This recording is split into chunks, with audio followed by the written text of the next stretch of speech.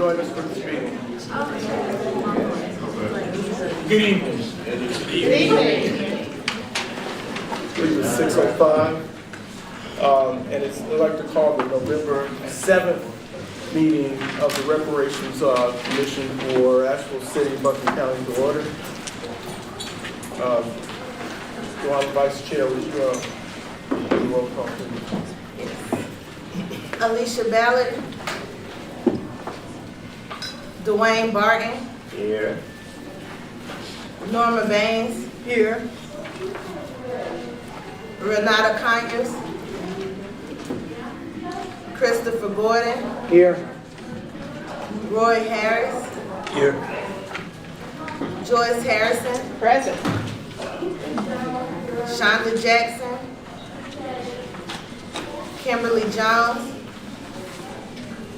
Dewana Little, I'm here. Tamari Macon. Here.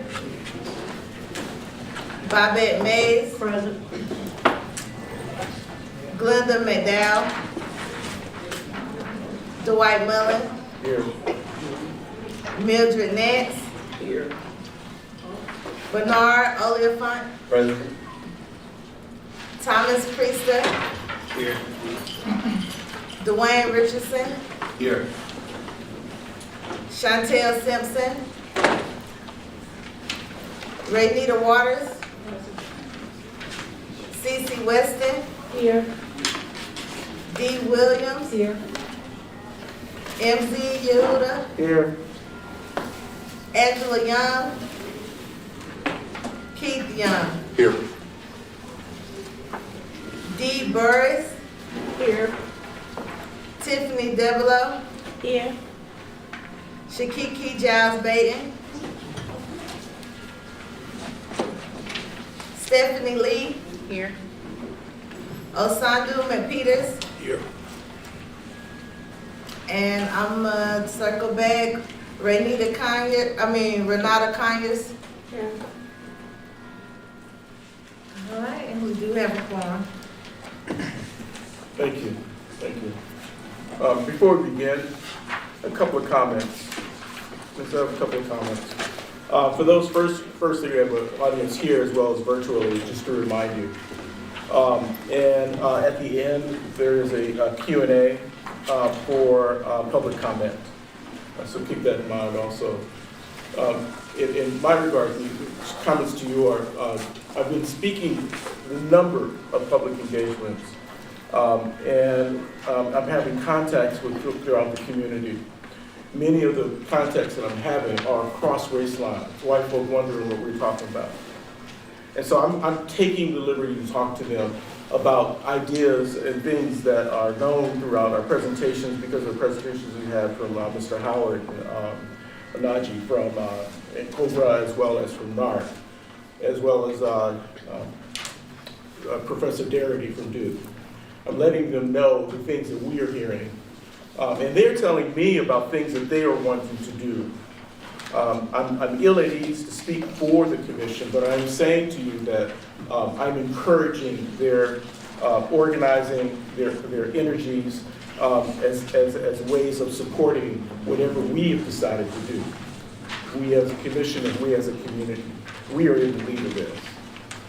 Another speaker that's coming, I wanted to update you, is happening on February the 28th. We are not sponsoring the speaker. The speaker is coming. I spoke at UNCA through a faculty development this past week, and I asked them to consider our involvement, and I assumed our support for Ta-Nehisi Coates. We'll be coming here on February the 28th in person, and I'm arranging us to be there. So Ta-Nehisi Coates, if you could put that in your calendar on February the 28th. Also, there will be points in this meeting for your input and your comments. If you've not looked at the agenda, please look at the agenda and look to be participating verbally with the discussions. And the third thing, last thing before we move on is this. I have seen, and we've been at the house, I've been emailing, etc., talking to facilitators, talking to folks across the the board actually. You all are working harder than you think. I know that it feels as though there are gaps, but what you are doing is precedent setting. And I've said this to you before, and I will say it to you over and over again. We're blazing new paths. It's going to be difficult, and we will have stops and starts. But your hard work is coming through in that the ideas that I'm seeing come across the board are ideas that we're going to bear very good fruit for this community. So please, I'm giving you encouragement as much as I can. The packet has been distributed in your board packet. Are there any amendments to the agenda? If not, the agenda will run as you see it. We can approve them without voting if we decide to. If there are amendments, if there are issues, feel free to bring them at the next meeting. That door is never quite closed. As for the minutes,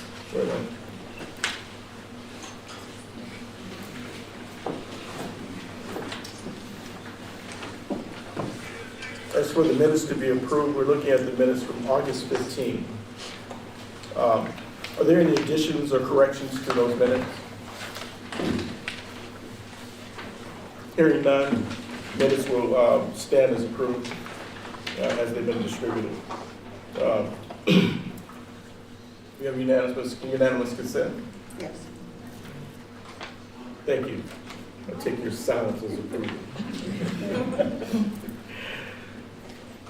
Deborah Clark-Jones, moderator for today's meeting, has provided project management update. Could you? Absolutely. Thank you, Mr. Chair. I'd like to first start by introducing a new member of the Tequity team. Christine Edwards is hopefully not a stranger to everyone. She worked on phase 1 of this project with the listening sessions.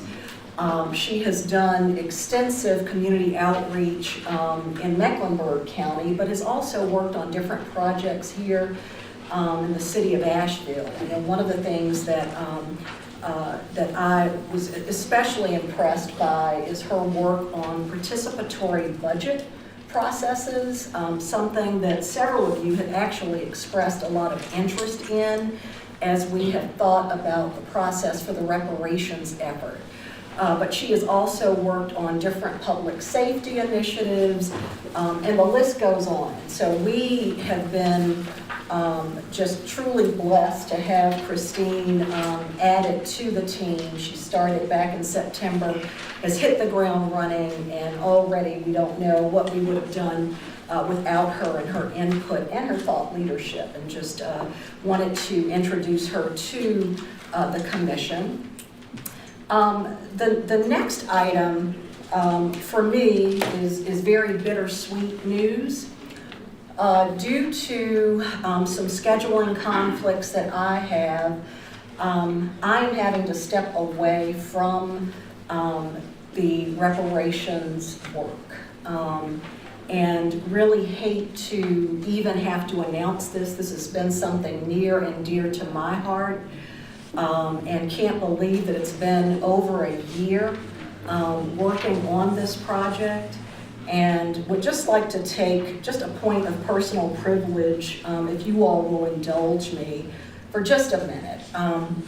I want to just thank both the city and the county for the opportunity to work on such a historic project, just as Chairman Mullen was just mentioning. Particularly, I'd like to thank County Manager Deborah Campbell, Brenda Mills, who has really been a champion for this work, Takesha Wesley from the county and her team that has provided so much input and thought leadership as well, but just all of the team members from the city and the county. It has truly been a pleasure working with everyone. Despite the structural racism that has brought us to where we are, as acknowledged in both of the resolutions, I think that there is a lot of reason to be extremely hopeful. in what you all are charged with developing. And I just want to highlight just a few things that I thought about in preparation for even making this announcement. I thought about the community voice during the public input period that helped to shape the composition of this commission. Originally, we had more appointments by the council and the commissioners, but you all spoke up and felt that there needed to be more neighborhood representatives. And the city responded, and really happy to see the makeup that's a part of this commission right now. I'm also thinking about some of the comments made by members of the county's team. When we were just looking at membership from the city only, the county spoke up and said, what about all of the people who have been displaced into Buncombe County because of housing costs? They don't need to be excluded from this commission. And once again, everyone responded and responded in a manner in which I felt was the right thing to do.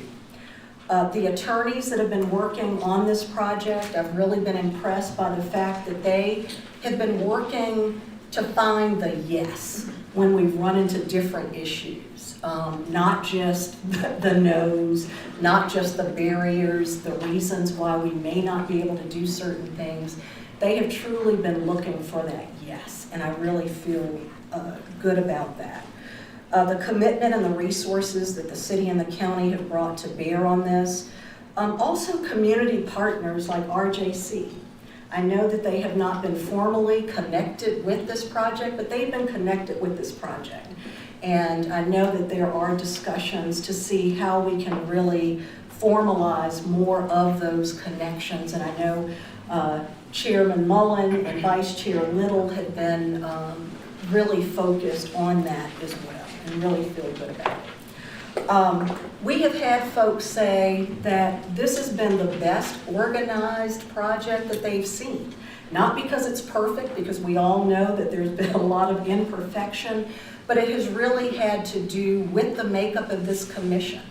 A lot of groups have been appointed by governors and other governmental officials, but there was a choice to have folks with lived experiences, folks living in the community, to be the ones to develop these recommendations, and that's what's being celebrated across the nation right now.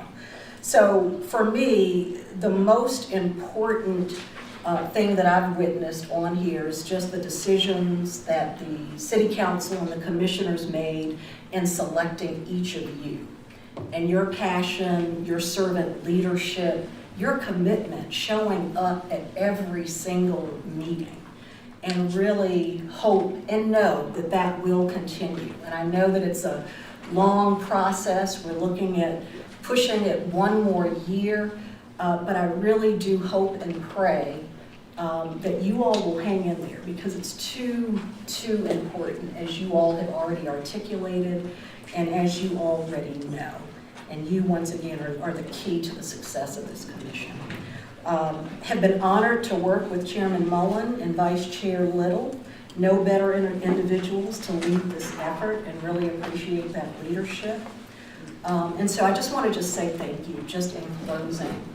And, I'm just going to add one more plug, because the city will be determining what comes next. What I have been assured is that everything will be staying in place. We don't want to disrupt this great forward momentum. The work that you all are doing with the work groups has been exceptional. And I can't even believe that I just skipped over another important point, and that's the project team. If you all could just please stand, the facilitators that have been working on this under Tequity. I just don't know what we would have done, and you all already know this. This is a very complicated project, and I don't think that we appreciated that at the beginning, but these folks have been truly committed, passionate, wanting to make sure that they are advocates for each of you, and just a huge thank you to this project team and your leadership on this project. Really, really appreciate it. But as I was saying, strongly recommend Christine Edwards to assume the leadership role in this. As I mentioned before, she has been exceptional, very well received by many, and just hope that that will be a part of what comes next. But once again, just want to thank you all for all that you're doing and the opportunity to work with each of you. So thank you. Oh, no, let's do it. Kristen? All right, thank you. Good evening, everyone. Good evening. All right. So to follow that, I really just want to say thank you to Ms. Deborah Clark-Jones for the opportunity. I am eager to get to know each and every one of you. I know that there are probably still some approvals that need to be made, but I'm happy to be here in person tonight and actually meet you all in person. I'm not going to be before you too long today. We're going to move into our survey data feedback, but before that, I just wanted to say thank you. I have had a chance to work with the City of Asheville in 2020 for the Reimagining Public Safety Project and learned a lot about the community of Asheville during that time. I learned that the city leadership is bold in her leadership and in their leadership of moving forward with this Reparations Commission, and I'm incredibly honored to be a part of this process. Also to Buncombe County and Buncombe County leadership as well. I want to say thank you, and thank you for the opportunity to even just lend a hand with project management and with some ideas around community engagement. I've had an opportunity to speak with the chair and the vice chair, called Dr. Mullen on the phone and said, hey, I just want to talk to you, just want to kind of get to know one another, and it maybe someday he will invite me to his home and we can just chat, so just kind of getting to know y'all and understand Dr. Mullen's thought leadership, from across the country and here in the region, and also with Ms. Little and her 4 generations of her family being here from Asheville. So I want to learn about each and every one of y'all on this commission. Who else? With the IFAs, I think that this is also a really pivotal time to be sort of doing this transition and bringing on some additional capacity to help, because as you all can see, there are a lot of moving parts. So speaking of the impact focus areas, I'm excited that you all will be hearing from them today and really learn about the incredible work that they've been doing over the past several months.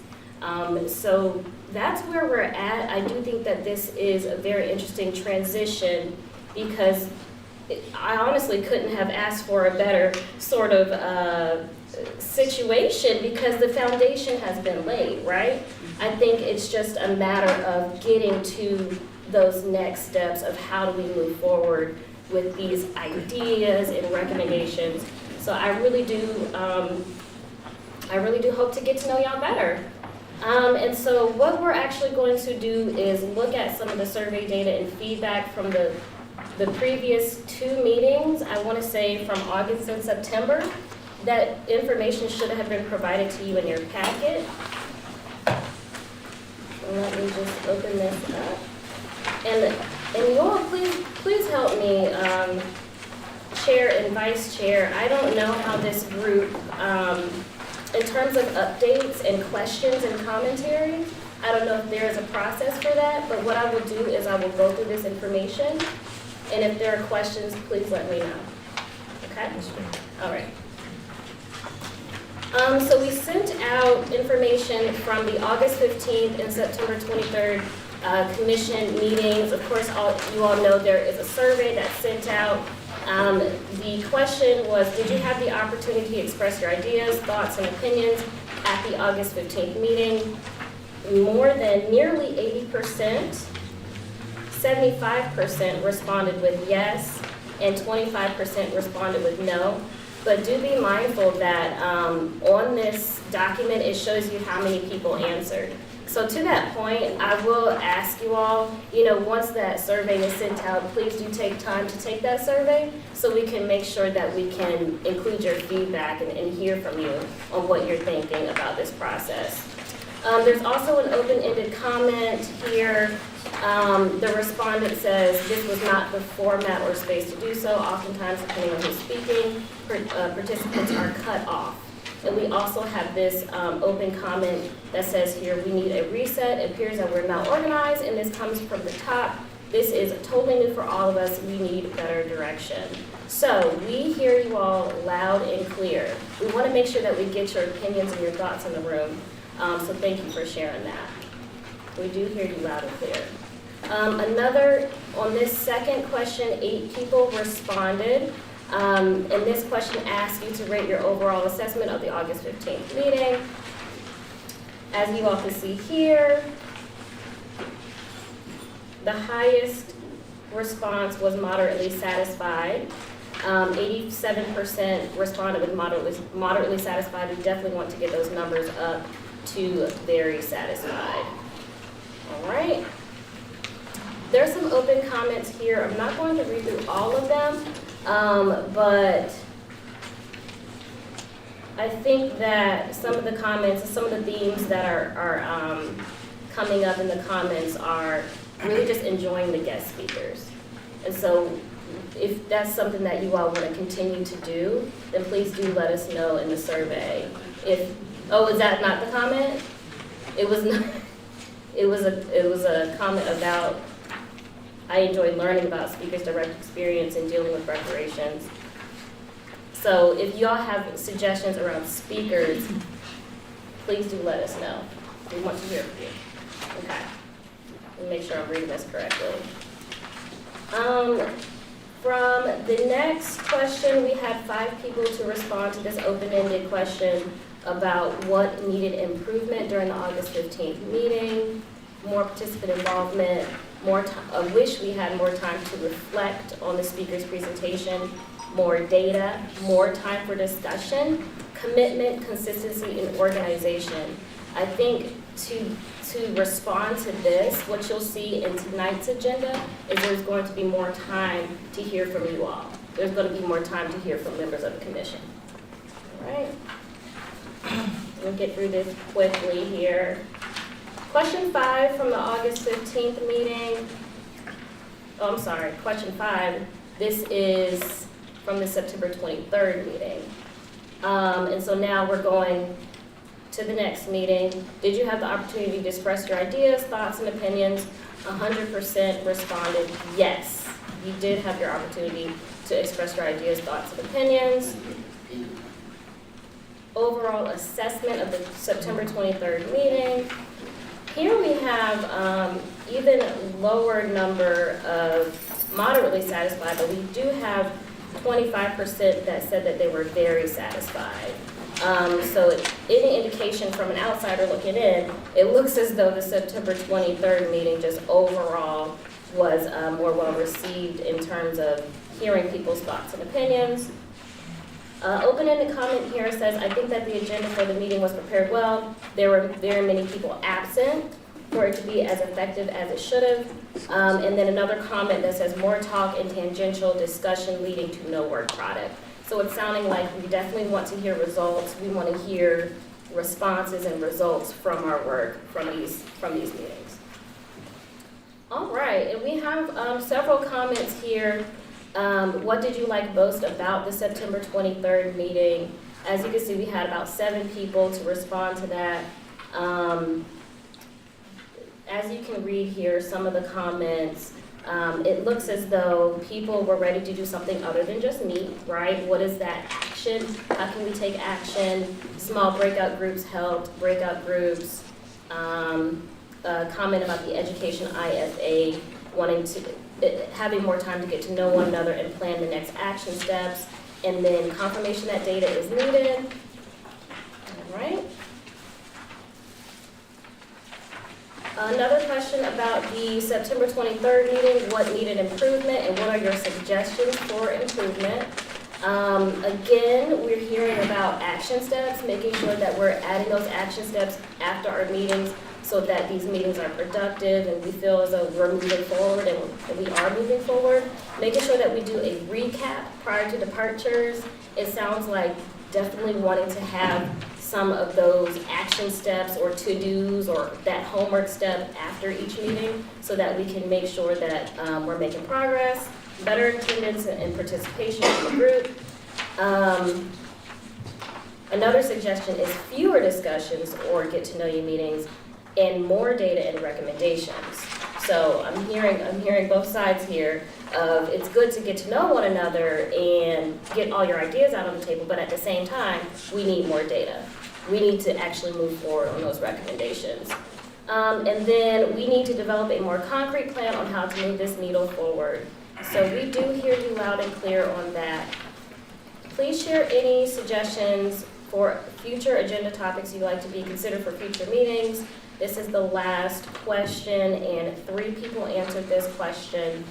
And again, we're seeing the same theme of identifying action items, barriers, and possible resolutions, effective action steps for community engagement so that the commission operates under the same guidelines, and then of course more data. So these are the results from the last survey from August and September, and it sounds like we definitely want to move into that area of action. How can we take action from what the IFA work groups are doing? How can we make sure that we have a plan in place? And I think that this is an optimal time to do that.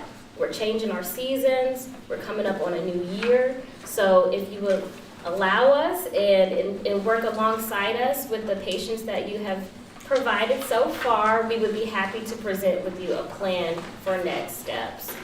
So that's where we're at. Thank you. Thank you. Can I make one comment? It disturbs me that we have so many commission members and only 8 responded. And I don't know who all responded, but I'd like to make a comment. If we're going to move forward as a commission, everyone that sits on this commission needs to respond, not just 8 people. We need to know what everybody's thinking, not just 8 people. How many of us on the commission? 30 including. 30 including. Okay, we got 30 people. That's not even a half or a third of what we need. We need people to tell us what we need to be doing or what they want from the commission and to share those ideas. And this is the most important way to do it, secretive. Nobody else knows who's saying what, so you can say whatever you want to.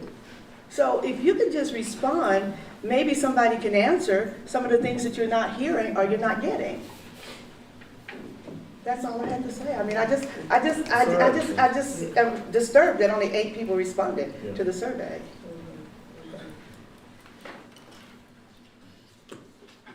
Vice Chair. So, hi everyone. So we just, I'm on the agenda to follow up on the September the 23rd retreat and community engagement opportunity. But I want to start and open it up for our commissioners. We just heard a lot of information concerning the shift in the management of this process. And I just want to open the table up for if people have concerns, comments, or just to see where everybody at with that shift in the information y'all just received. I think, yes, go ahead, Tamari. I appreciate Ms. Harrison's point about the numbers, and I'm also curious, I wasn't clear like what the response is to the numbers and the feedback that we do have. And so in general, in processes, when we ask for feedback, I think it's really important for leadership to show how they're responding to feedback. And so I'm really curious what that's going to look like. Okay. Anybody else? Any questions or concerns with the shift in management in reference to Deborah no longer leading this project and Christine Edwards stepping into that? Any questions or concerns? Leadership or overall? And leadership of the Tequity management part. Not about that, but other things. Anyone? Y'all I good? just, Oh, go ahead, Tiffany, I'm sorry. I may have missed an email, but I feel like I wish this information would have kind of came earlier. But I feel a little blindsided, like, oh, wow. You know, so thank you, Delana, for opening up that we can actually weigh in, and you will be missed. Thank you for your service. Yes, I was wanting to know what the process is gonna be now that Deborah is, since she will no longer be here. Will that be opened up, will it automatically go to the assistant, or will there be opened up for someone else to come in?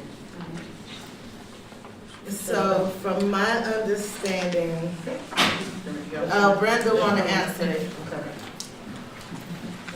Go to the mic so everybody can hear me. So, basically, the contract, the current contract that we have is assignable. That means that if the company is bought by someone else or they decide that they can no longer do it, we have the ability to assign. Now, I want to go back and make sure you understand. We did a rigorous outreach process for an RFP to look for this management. And if I'm not mistaken, every one of the respondees was either a woman or a minority-owned business.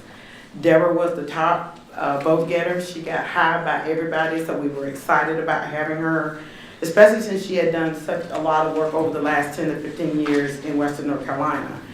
To assign the contract, because it is over a certain amount for the city manager to sign, we will be going back to city council on the 15th. They have been alerted about the change in the contract. We will talk to them this week, and then we will go to council next Tuesday to get approval for the contract. The only thing that is changing is the owner of the contract. There's no money being changed. Christine will assume the contract and lead, and all of your IFA members, everybody stays the same. May I answer any more questions? Now, I got a question, I'm sorry. You said you went through a rigorous, I remember the initial Yeah, process. last summer. Mhm. Yeah, and it was a long process, so I understand that dynamic. But were any of the other people who submitted for this RFP organizations of color? Yeah, woman and minority owned. Yes, all of them were. Organizations of color, any of them? They local? were all minority and woman owned businesses. Yeah, were they local? One was local. Can we know who that is or no? Oh, I should don't be remember her public. name. I'm sorry. It is public. Yeah, it's public. I can send that to you. I think it was Brandy, I can't say her name, Manzione or whatever. Her RFP was the highest number amount, and she had a little bit less experience than most of the other ones. Okay, when you say minority owned, I understand women, but minority. Minority means Right. ethnic, black, They were Hispanic, black. they were Yeah, I African American, yeah. Most of them were African American. And woman-owned means, for our purposes, white female-owned. Yeah, that's what I was thinking. I was like, one of them was like. And one of the things that's very important to us is continuity. Christine knows the project, she's been here, she's just gonna step in, and you're gonna see a little bit more of her, because Christine, I hope I'm not speaking out of turn, this will be her main project. So you will see more of Christine on the ground here. And I wanna say thank you to Deborah, because we've never done this before, nobody's ever really done this before, and it was a lot. She came in and helped set a foundation, did the outreach meetings, got the applications in, and then we were able to get those through and get all of you seated by March, and that was an undertaking. Because typically we don't get a lot of applications for boards and commissions, so we really had to do a lot of outreach, and I'm glad that all of you stepped up to do that. So I want to thank. It's been great working with Deborah. Yes, ma'am. You look like you have another question. I do. It's okay. I'm sorry, I do. It's okay. So in this process, and so I always ask the question like, where does the power and decision-making abilities of this commission have in reference to that thing to where we couldn't have been a part of that process? And so, am I making sense? Like, You make perfect sense, but you just have to remember that city council is our governing body, and they are the ones who make the final decisions. So when we gave them a call, we talked with Deborah, we talked with Christine. This is a contract matter. We also talked to the chair as well. And if they had said this is a no-go, then we would have had to change what we do. But they are the final decision makers. When it felt as though something was happening with facilitation that the commission, I think, needed to be aware of, because I didn't want individual members to think that they were the ones slacking or their IFAs were the ones. Right. And this transition was bumpy. And my question to Brenda is, this will go to City Council and to the County Commission? Or, This will go to City Council. This contract is a City of Asheville contract. We when work in partnership with the county. will that happen? Next Tuesday. Well, yes, next Tuesday. Their meeting is moved. Their typical meeting would have been tomorrow, but tomorrow's election day. So it was moved to next Tuesday, and we will talk with them further about it on Thursday at their check-ins. And we'll know about their responses or support or, I'm sorry, I didn't hear you. we'll know of any serious questions that they might Yes, have. Or I'll be glad to let you know. Well, I was just asking, will you cover the results that night? It's kind of- I'm sorry, I'm not understanding your question. I guess, Will we know the results after the City Council meeting? It is on consent agenda. If they vote for it, yes, that is a yes. So we will extend our contract to Christina the following day. I think Bobette was about to say something. Yes, ma'am. I don't have a question, it's just a comment. I just Sure. want to say thank you, Deborah Clark Jones, for your assisting us, and congratulations on you accepting your position with Duke University. And I know that's an honor for you, so for what you've done.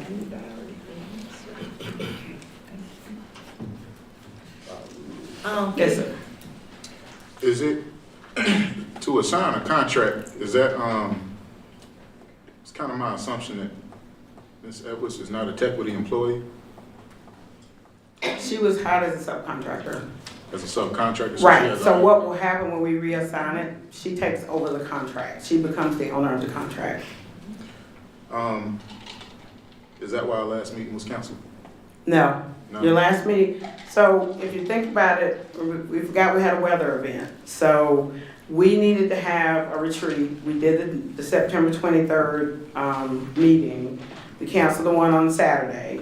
And then the following, we did not get to have our retreat as city and county staff and project team because a storm came through on the 1st. So we took that opportunity to take that time to really get together and work on that.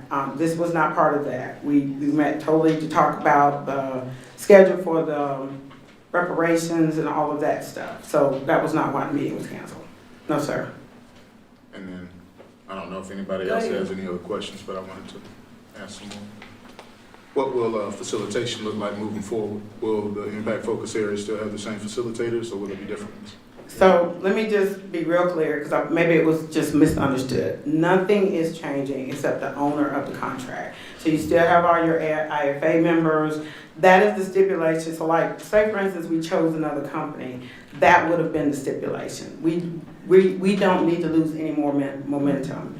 And I'm assuming you're happy with your IFA facilitators, right? So we're not moving them. They're amazing. And so it was hard to even get them to agree to do that with the time constraints that we have. But we're not changing anything except the owner of the contract for project management. That's it.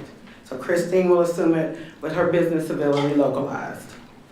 And then you will have all of the same facilitators, all of the same stuff. What you're going to see is, because this is a main project for Christine, you'll see her more on the ground, doing more, meeting with the IFA members and meeting with you as well.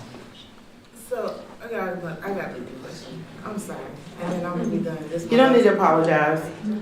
So in reference to the city council, as you said, who this will be going before, are they not wondering if the Reparations Commission supported this shift, or, like, I just be trying to figure out, like, our role, like, cause like, we've been, like, it's been passed to us that, you know what I mean, like, we really ain't have no say in it at all, so I'm just trying to figure out, like, where's our place, and are they even concerned if we even had a voice in this decision or not?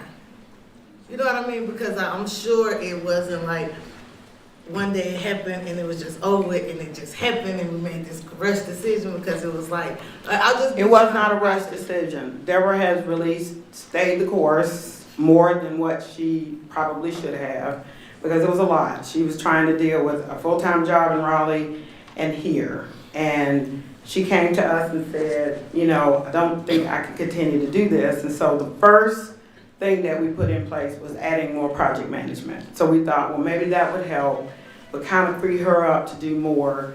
But in actuality, when you're busy, right? And so whether it's taking a couple hours off here or there, that's not gonna work. What you need as a commission is someone who can focus on this as much as they can, without having other encumbrances that keep them from being here. So I think I know council does care about what you think. I also think they because we hired project management because this is a big project. It's way big, right? And so the continuity is important. If we had put this back out or got another new contractor, it would have been months trying to get them up and running again. And so we don't want to take any time. We want to go back. Hopefully we won't have to cancel any more of your meetings. God forbid there was weather that happens, but yeah.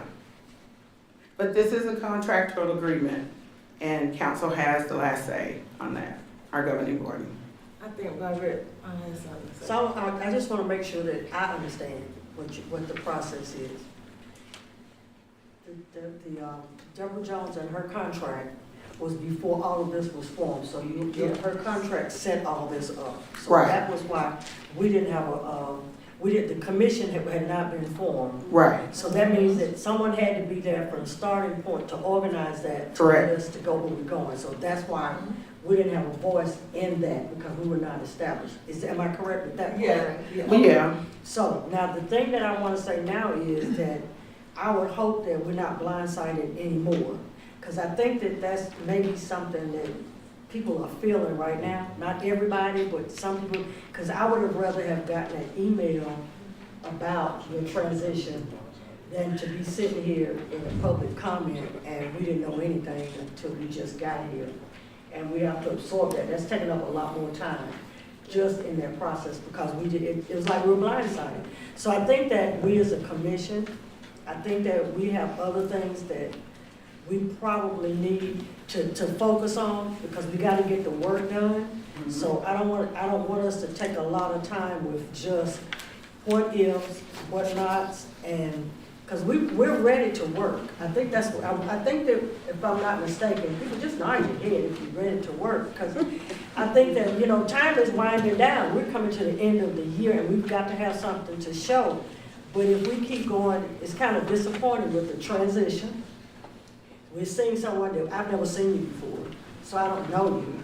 And so it was like thrown on us all of a sudden. We came in and had a good meal and we sitting down now, we finding out the person.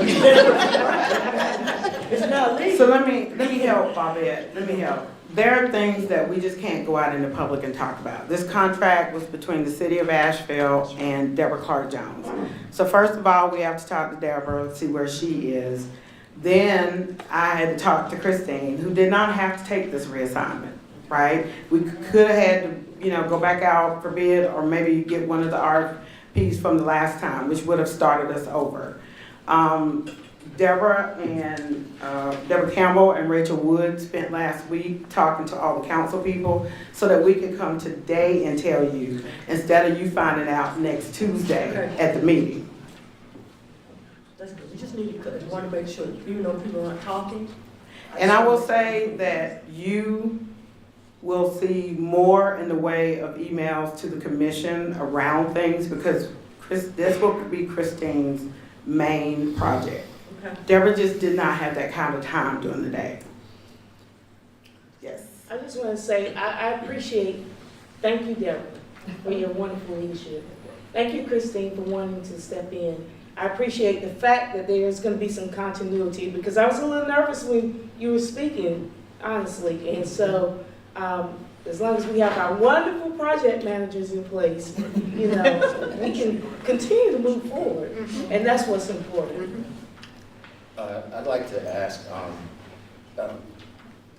in the mindset of kind of blindsided, that transition is completely understandable and how it had to be handled, and I respect all of that. From the commission's perspective, each of us sets aside time and a commitment for the meetings once a month. And when a meeting is canceled and we're not favored with an explanation, and then we have a situation where we don't understand the transition, even though it's explained well now, and we didn't understand the transition, it begins to look like, we kind of left out the process. And so still to this day, we don't know why we didn't have a meeting in October. And no one seems to feel that it was important to tell us why. Well, I will apologize for that, because I typically don't email you. That's the project manager's job. You got an email and you did not get an explanation, and so I do apologize. You will get explanations in the future. I'm just glad to know you're reading your emails. Yes, sir. Just another question. I can appreciate all the comments, Ms. Mays, and, Mr. Richardson, and so on and so forth. You're definitely reassuring us on the city's commitment. Can we hear from your counterpart, Ms. Rachel Leeds, about the county's commitment? Rachel's not here tonight, but DK Wesley is here. Okay.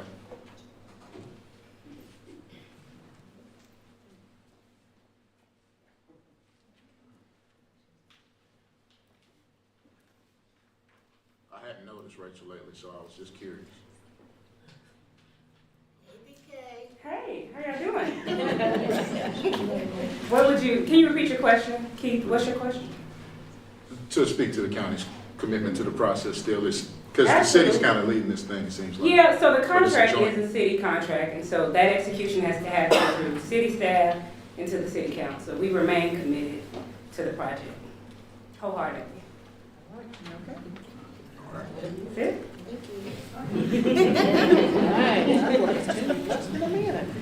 We will not allow them to leave.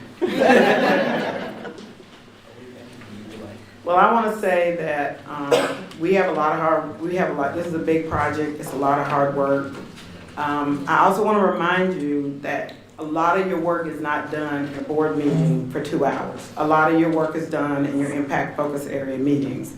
The attorneys will start coming to your meetings to kind of talk with you about your recommendations and how they may be able to help or support you with those. We don't want to say no, we want to get you to yes, right? And then if you need other help as you're going forward with your IFAs, we're here to support you in that. Thank you for your time. Thank you. Thank you. So my update is brief. On the 23rd meeting, we heard the survey results from the 23rd retreat. And so the 23rd meeting was for us to get to know each other. Just as Brenda just said, that we trust in each other. We trust in each committee. No one of us can be on every committee. You know what I mean? And so it has to be a certain level of trust when recommendations come before us as a commission. And so that meeting was to build relationship. Like, I know your names. I know some of y'all personally, some of y'all I know professionally, but but I don't know all of y'all. And we don't all know everybody on this commission to a degree where it's a level of trust. And so the retreat was to build trust. It wasn't an necessarily action-oriented meeting, because we wanted to also make space to hear from community. Because our community engagement in this process has, in some focus groups, it's great. The community sits at the table and we haven't figured out how to unify this, and that'll be another conversation later on in the agenda. But we wanted to have an opportunity where community could actually be at the table with us and having those conversations and being able to touch on their concerns and their voice, because that's who we represent. We don't represent ourselves at this table. We represent the Black community as a whole. And so as much input and connection that we can build amongst ourselves, so it's that level of trust that I'm gonna be like, say, I'm on the criminal justice team, so just say criminal justice came up and we gave our recommendations for the full commission to vote on for it to proceed to that next level. I want y'all to trust that we did our due diligence in doing the research and coming up, you know what I mean? It's gotta be a level of trust to move this forward. Because if you don't trust the other group or the other team or certain people at this table, and we are tasked with making decisions that impacts the greater community, then that's gonna break down process as well. And so we was trying to kind of like mix it into the bigger community conversation. And so it was great to me.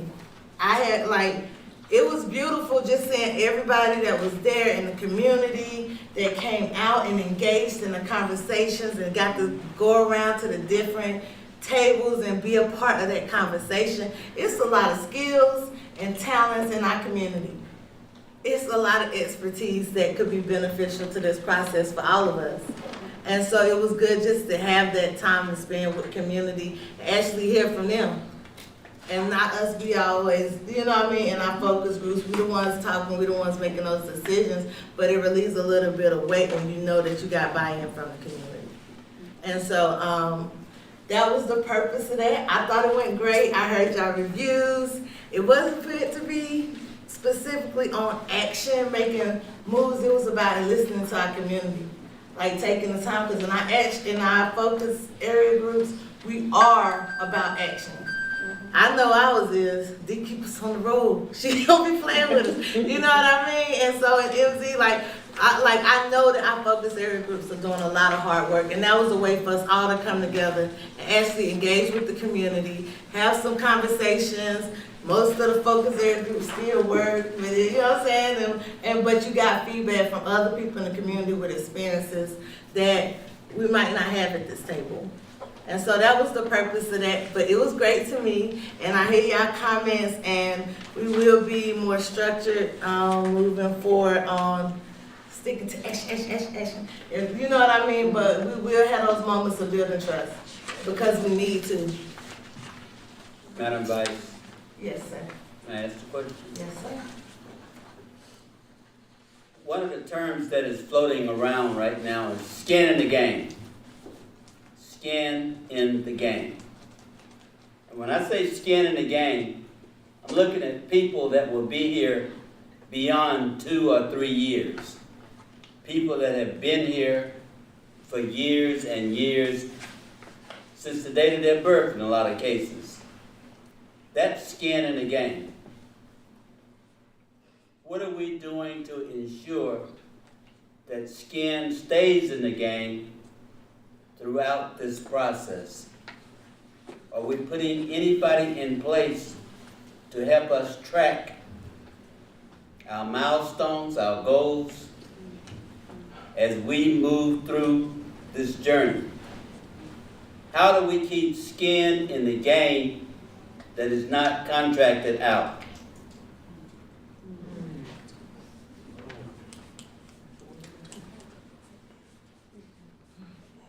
Skin in the game by delivering results to the people who need it. And so far, heretofore, our history in this city has been is that we talk a lot, but we don't do a lot. And we got people out there who are looking at us who've been here all their lives and have suffered more so than most people and endured it in silence. And so we're going to have to use data to inform every decision and recommendation, because as you all know, we are a litigious society. And so it is just very incumbent that everything we do be predicated upon data. And I'll stop there because I have some comments that will follow down the line. Yes, ma'am. Dr. Mullins. Oh, wait a minute. Does anybody have any comments on the retreat? No? Oh, go ahead, Brandon. I just wanted to give kudos to Mr. Juan Little, who had to step up and lead the retreat. Mr. Mullen had some illness in his family. I thought she did an amazing job, and I just want to thank you for your leadership.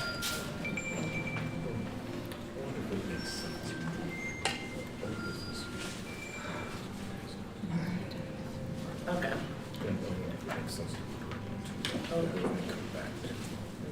Okay. So, What I'm whispering about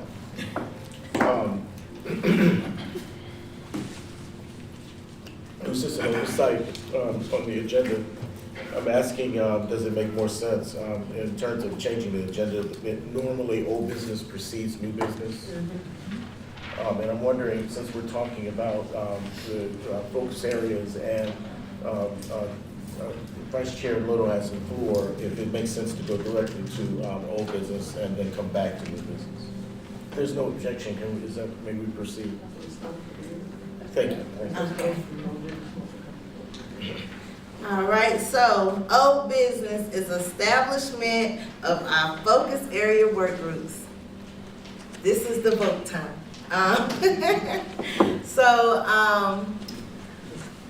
We've had the discussion around, well, we've been meeting unofficially. Is that's what it's called? Unofficially? Unofficially in our focus area, and there's been a lot of conversation and things have been moving within our different focus area groups.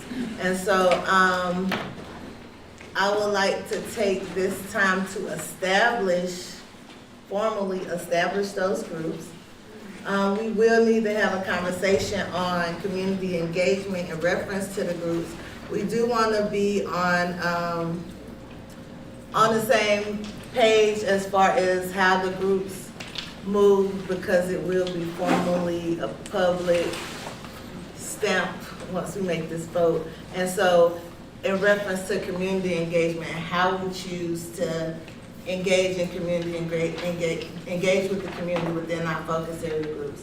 So some groups, community sits at the table and is able to engage in the conversation and it's very fluid. Some groups, community can sit and listen.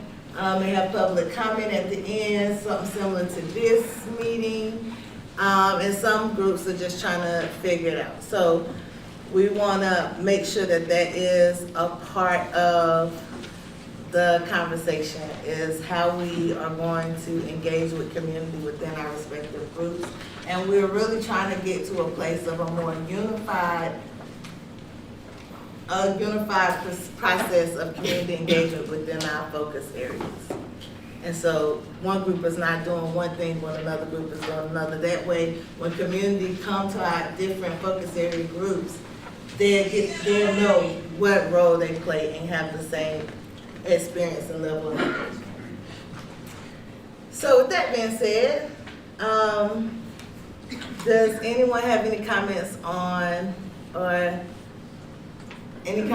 what community engagement within our focus area groups can look like? First of all, excuse me.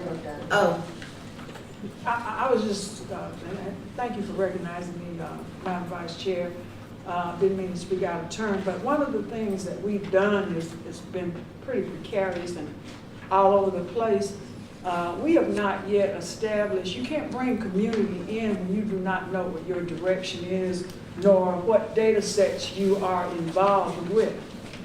We have not, there have been some data submitted by myself and a couple of other people replete with budgets, suggested programs, et cetera, that we sent out to some of our IFA chairs, and we have done that.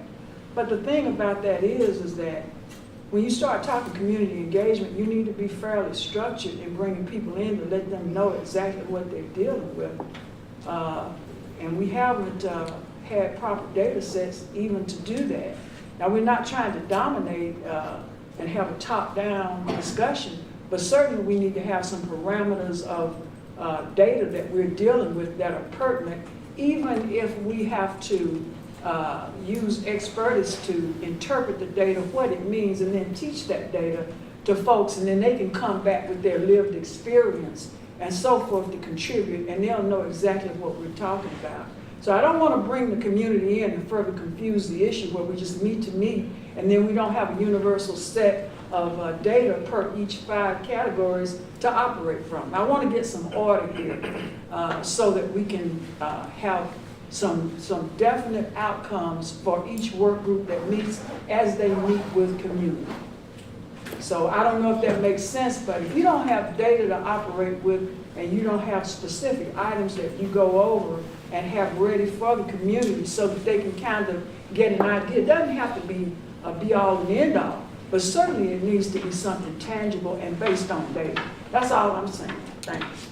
She had her hand up. Thank you, Ms. Lovett.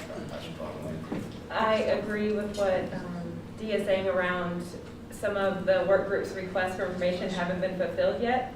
And it's my understanding that maybe some county and city staff who are the ones assigned to support fulfilling those requests may not have them yet. And I understand that that information has been shared with at least some of the leadership, and so I'm hopeful to see movement on that.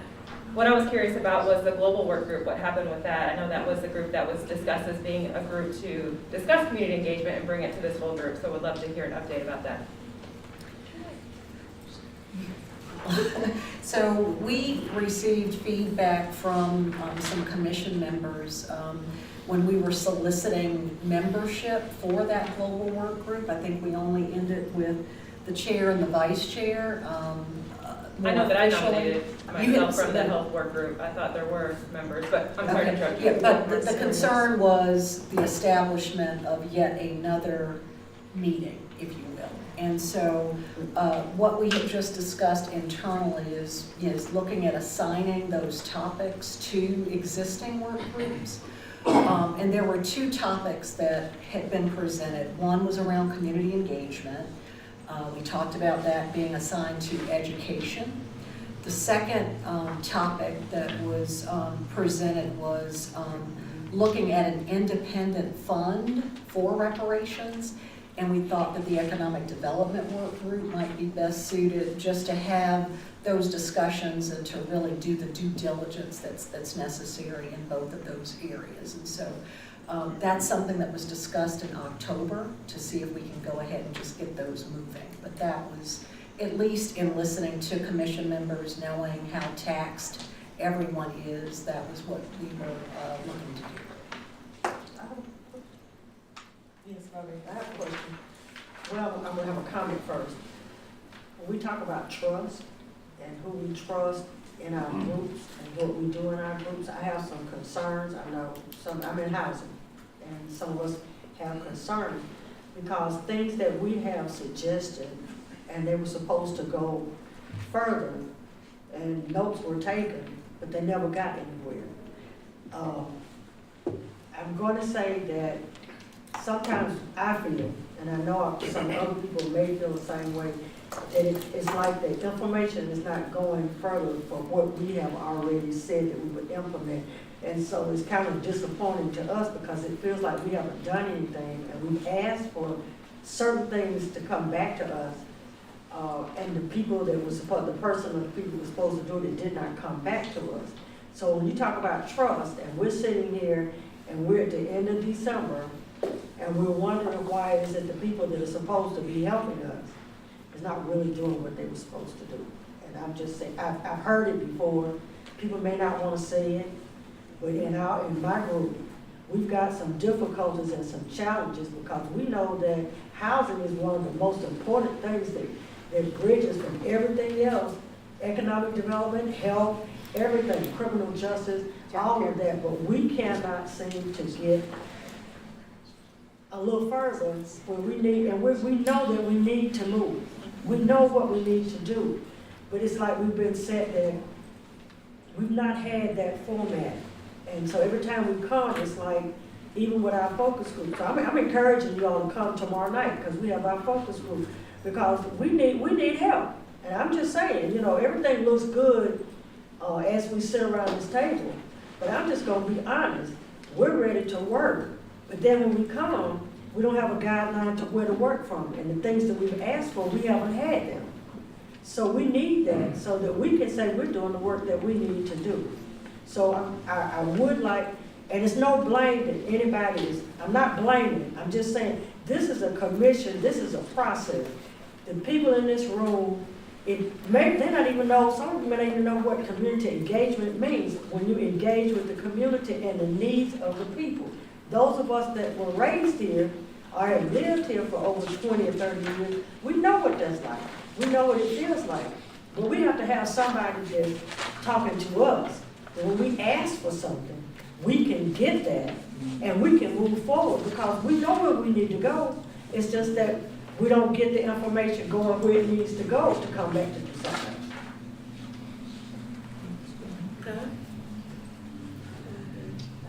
MZ? Yeah, I think there has to be consistency around who is at the table when recommendations are coming forth. Some groups I've been to, everyone's open to sit down at tables with commissioners. Other groups I've been in, just the commissioners are there and no one else can chime in. So I think that there has to be consistency around who is at the table to make recommendations. And then we have to define what community is. When we have community engagement, who are those people? Who do they represent?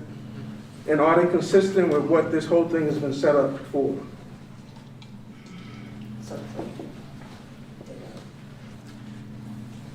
So, I think, and hopefully my chair supports this vision.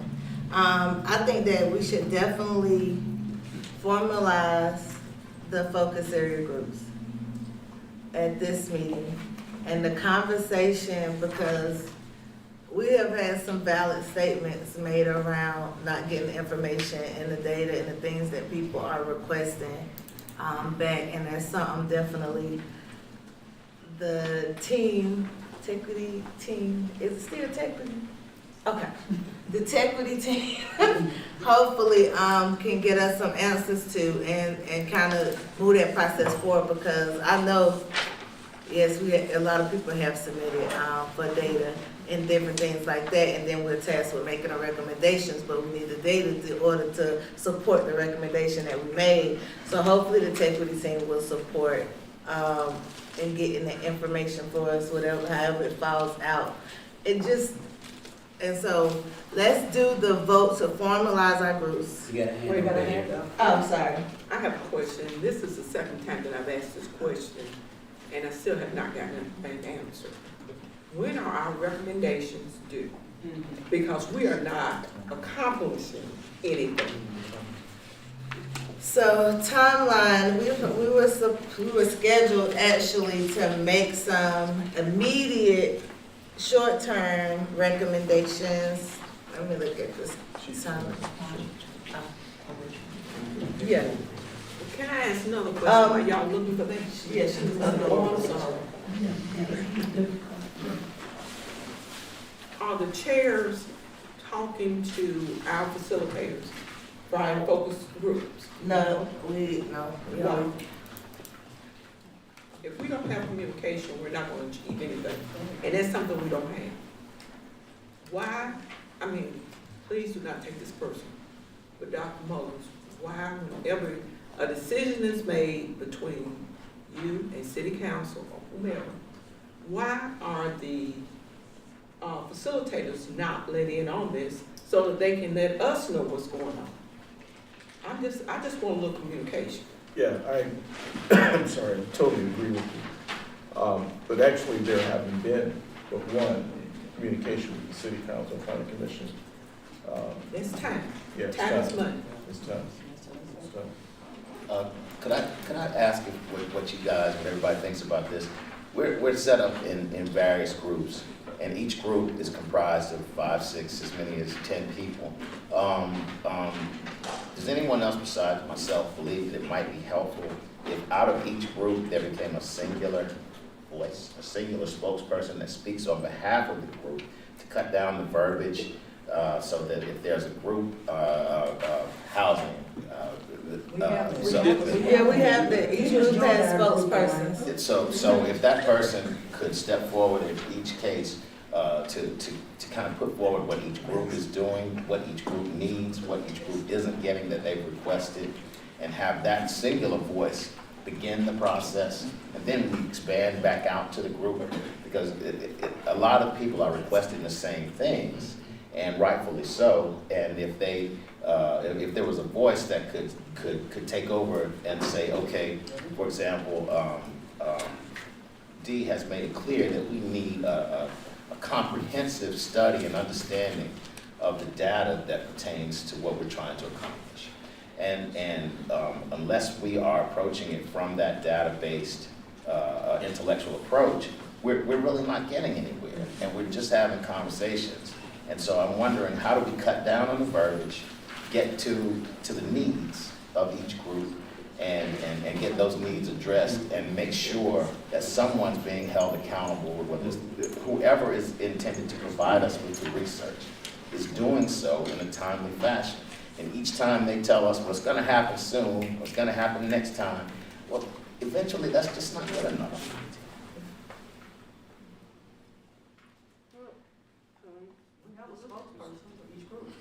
Yeah, I think everybody, Tonight. So, I think, Renata, had her hand raised.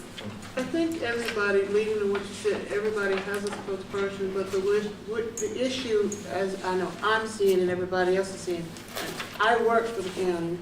Now, I asked for data a long time ago, you know, way back in, when did we start? June, July, somewhere around time. I had asked for my information way back then, and I still haven't got it. And I went directly to a person that I knew that they can find out, and then, you know, we had emails back and forth, went to this person, went to this person, went to this person. And then we get papers that we have to fill out, to send in, requesting this stuff. And, you know, I guess the thing about it is having having each person group, and then we go to this person.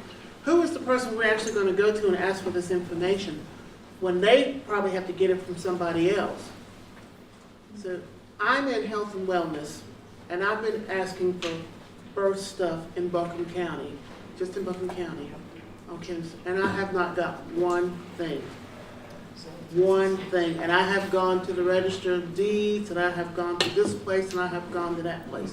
I've sent emails back and forth. So whether we have one particular spokesperson in our group or not, and they're still asking for that information, they're not going to get it.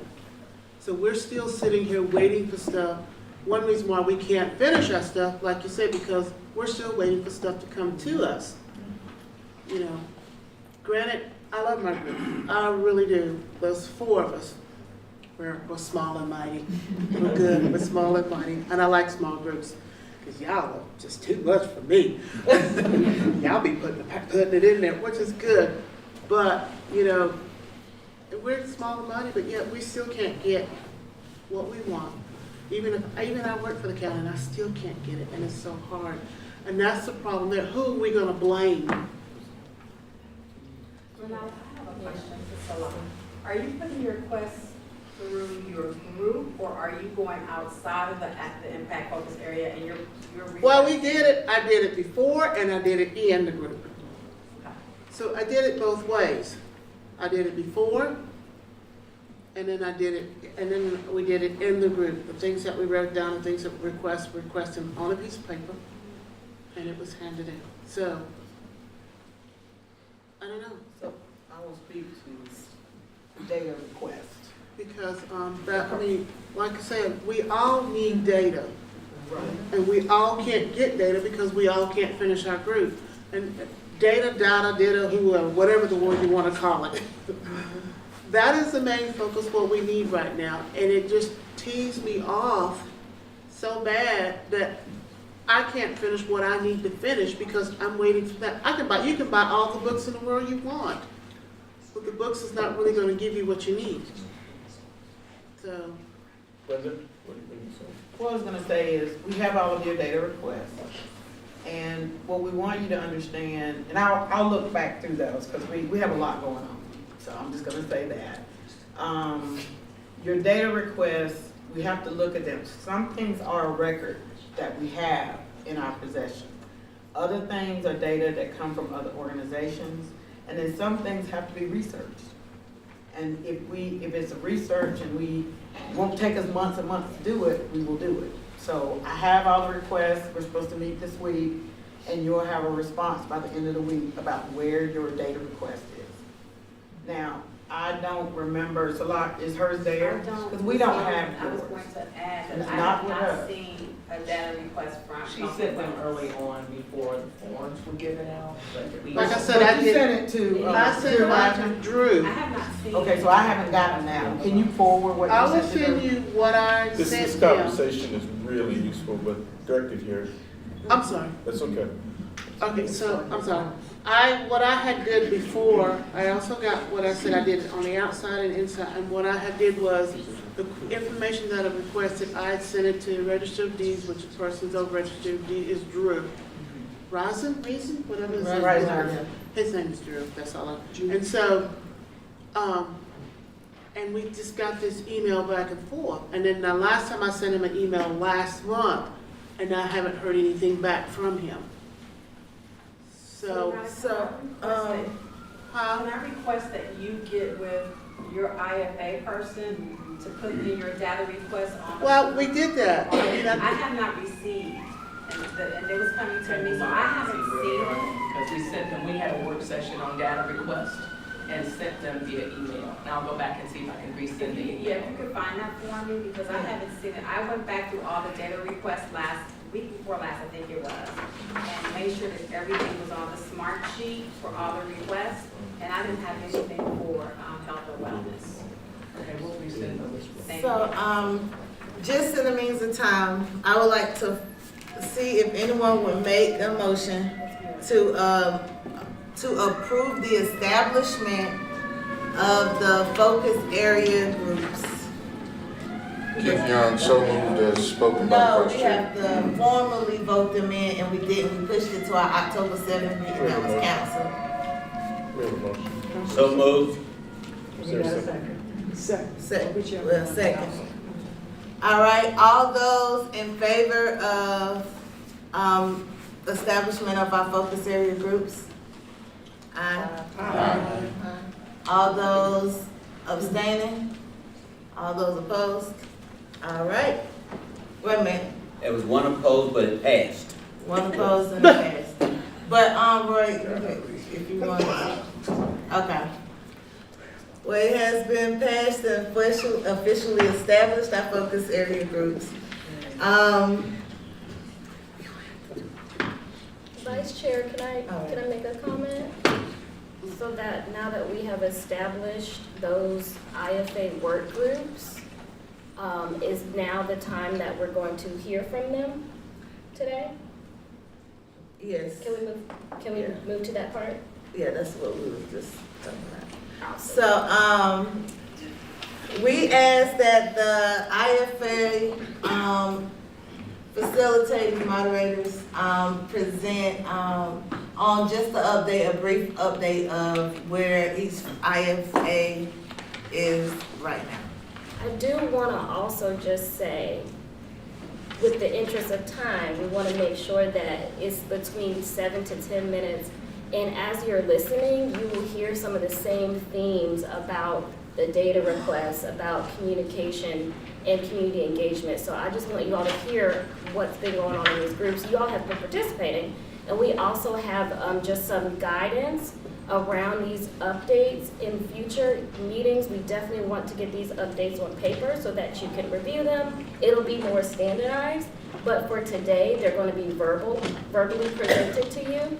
I don't think there's any particular order, but I can see Miss Dion Greenleaf Jones here, so I want to put some parameters. Oh, here's the order. We're actually going to start with criminal justice. And we're going to suggest 3 to 5 minutes in the interest of time. So we're going to start with criminal justice and just some parameters around your update. If you can present your name, the name of your group, the meeting day, time, and location in which you meet. Let us know what's working, what needs improvement, and if you could just provide a high-level description of some of the recommendations that your IFA has developed so far. Sure.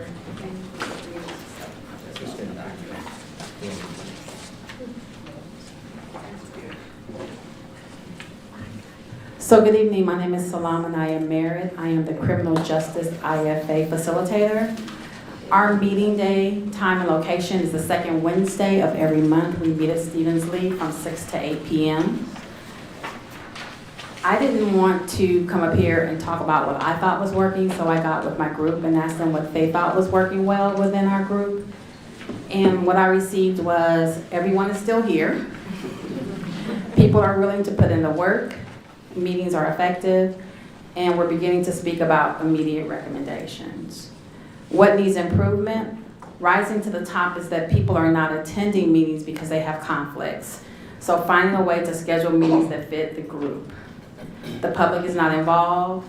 Disparate treatment within groups when it comes to members of the group and not getting data or inadequate data. And then some of the recommendations, and I want to preface this by saying that they have shared recommendations, but we have not as a group been able to speak about our recommendations and talk about what this looks like. So I'm just gonna bring up a couple of them. Some just immediate recommendations is immediate release of unjustly incarcerated or imprisoned Black people on crimes based in ABL, changing or rewriting laws used to unjustly incarcerate people, scholarship fund for Black youth, getting rid of the fees for, I'm sorry, hold on just a second, that popped down. For treatment courts, for diversion services, I'm sorry. So getting rid of those fees for people who participate in the diversion programs, providing explicit determined focus on reducing racial and ethnic disparities, hire more Black teachers. And then our spokesperson for our group is Dee Williams. Thank you.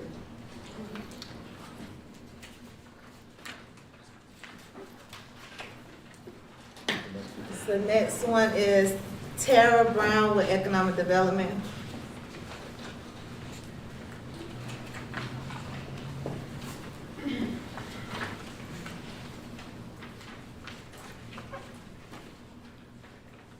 Hi everyone. I'm short peninsula. Let me put this down there.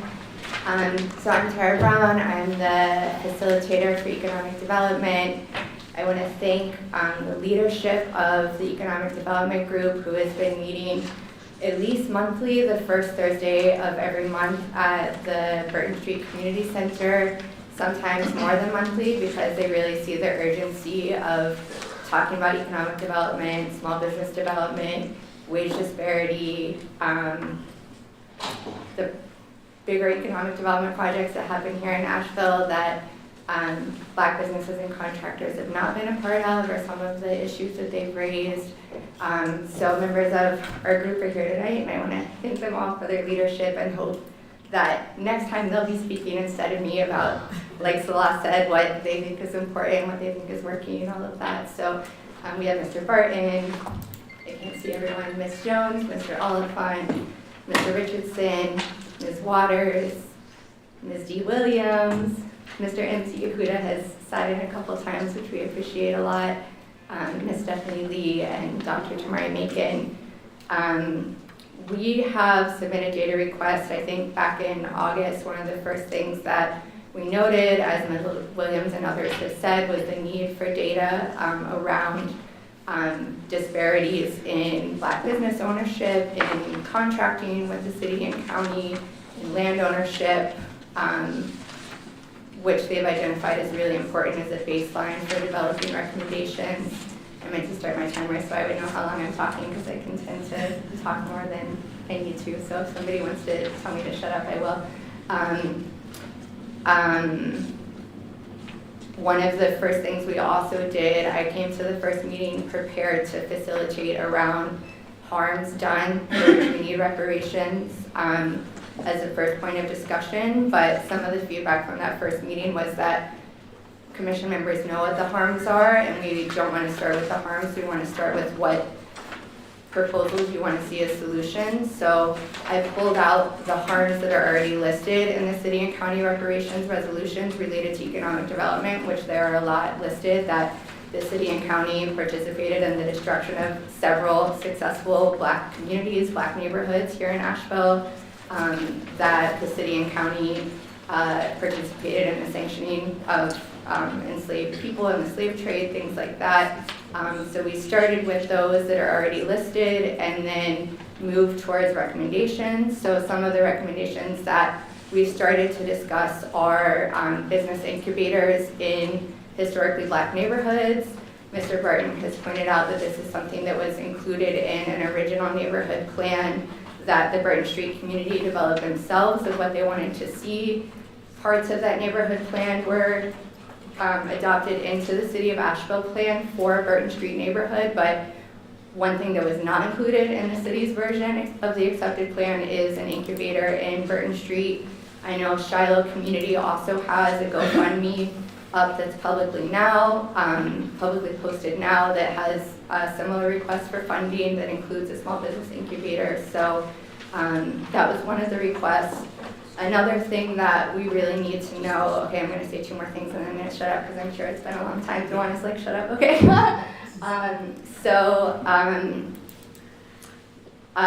Is the use of the land. We know that there's city-owned land that was taken during urban renewal that's being held for recommendations around reparations, but we haven't heard anything about that, what it could potentially be used for. So commission members would really like an update on that. And then I'll stop because I forget the next thing and I need to stop sharing anyway. So Mr. Richardson. I think that legal can rein me in on this one as it should be, but at the last meeting, we discussed the possibility of creating a third source of funding for the commission, whether that was an entity that resembles a nonprofit or something of that nature that would create a third source beyond the county and the city, creating revenue for the commission. There was some strenuous legal hurdles that would have to be addressed, and that would have to be planned and well thought through. And ethical, not concurrently either. I think this global group needs to get some, I'm sorry. Oh, no, go ahead. Out ethical considerations, because we can't do anything concurrently while the work of this commission is going on, and neither formulate a nonprofit utilizing the time that the commission is allocated. So, however, Brad, we may need that 2018 set of ethics rules for this body. However, I think there is an avenue for us to get that worked out legally. We'll have to work on it, but I think legal has shown us a path with it. Tara, can you please tell us who your spokesperson for y'all's group is? So we had a conversation around that a few meetings in, and I don't want to put the person on the spot, but a person who was recommended is an alternate, and we weren't sure if an alternate could be a spokesperson or not, so I don't know if. Can they? Yes, they can. Okay. I don't know if we want to do this right here, but I think it was between Ms. Lee and Mr. Richardson in terms of who, this was months ago that we talked about it. I opt for Harvard. So I respectfully decline, thank you. Richardson, well, y'all Did you decide, accept, at our next meeting, y'all can, whoever the spokesperson is, that y'all decide on, be prepared to speak and give an update. Madam Vice Chair, what happened to the subject matter experts? Because some of these people, like Renetta Waters, was appointed to be a subject matter expert on economic development. It seems that whole process is gone into oblivion. Yeah, that's something else that we'll have to address. But we left it up to the IFAs to make those determinations on who would be their spokesperson. We never discussed it. It was just, whatever. That's the point of information. Yeah, that's how it works, and that's something we'll have to work on. So, thank you, Tara. Yeah. Great. Education.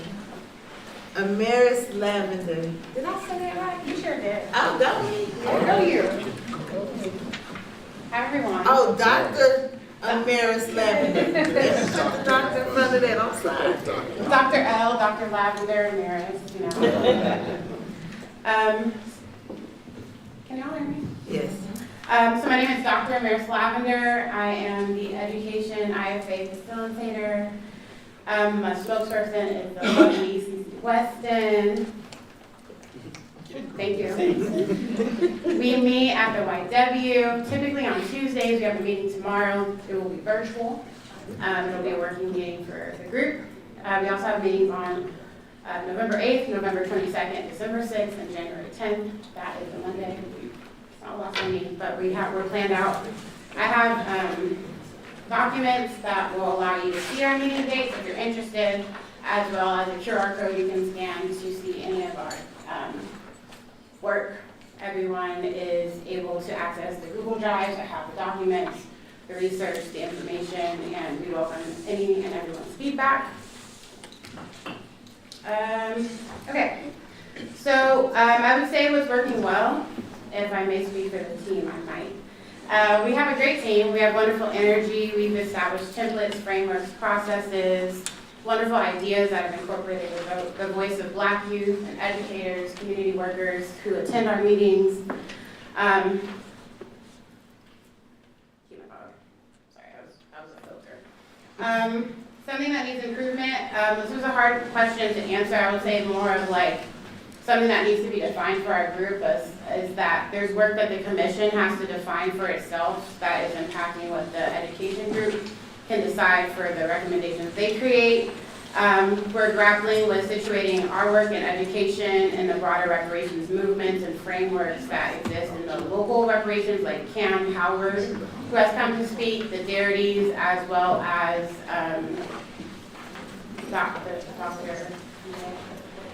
who have given us frameworks for how this local work in reparations is deeply national and international project, and wanting to ensure that our recommendations fit within the historic work that you all are all part of. We've talked a lot about accountability structures for the recommendations, who and how these will be stewarded after they're recommended, especially in the case of education, where they will be, in some cases, depending on the recommendation, handed to a school system or a government system that has done harm to the same groups that we are asking them to stop harming, which is in direct conflict with what the national speakers and international speakers have recommended as, they basically said, don't do that. So we've been grappling with that in our group. We've been thinking a lot about boundaries and parameters, a lot about conflict of interest, as many of the folks that work in the various IFAs also are recommending things that will impact them in their own organizations, and that is also a larger commission decision that needs to be grappled with as we make recommendations that people who are doing the work are recommending or are part of. The major groups of high-level descriptions of recommendations, I also have a list of thoughts that the commission has, is community-based education programs that focus on African curriculum and local, national Black advocates. We thought about advocates for IEPs to accompany Black family members or those who cannot attend to combat the expulsion rates in schools. We're speaking a lot about teacher recruitment, retention, training, and support for Black teachers, but also understand that the city and Asheville City Schools Foundation were just sued for this exact type of programming, so we have questions about how this body plans to govern and respond to attacks on the recommendations that would be race-based. And again, as I mentioned, accountability measures for curriculum materials, processes, data that is not in existence or being collected by private bodies like Dogwood Health Trust, but does not exist in the government to provide for us. And in general, we're curious about how accountability in general will remain intact. We look forward to collaborating with the different work groups. There's a lot of intersections between housing, education, economic development, and the recommendations that are shared by my colleagues. I already hear the overlap. I wonder how we will formalize our connections while respecting issues of quorum. And again, I want to reiterate that all of our work is public and accessible. There's always a Google link. Anyone is able to join. Folks are typically welcome at the table, and we look forward to y'all joining us. Thank you. Dion Greenlee-Jones, Health and Wellness.